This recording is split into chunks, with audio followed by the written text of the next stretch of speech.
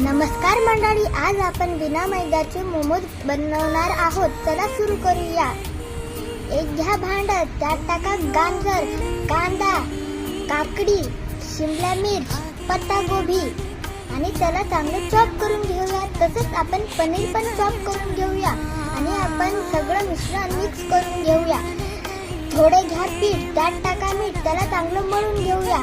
आणि एक घ्या पॅन, त्याच्यात टाका तेल आणि आपण बनवलेलं मिश्रण त्यात टाका सोया सॉस, चिली सॉस आणि चांगलं मिक्स करून घेऊया. आणि आपण चांगलं लाटून घेऊया आणि त्याच्यात आपण बनवलेलं मिश्रण टाकूया आणि मोमोजच्या आकारात आपण मोमोज तयार करून घेऊया. त्याला आपण थोडं तेल लावून घेऊया. एक घ्या भांड, त्यात टाका पाणी, एक घ्या भांड, त्याच्यात आपण चांगले मोमोज पसरून देऊया. 15 मिनिटं झाकून ठेवूया. झाले आपले मोमोज तयार.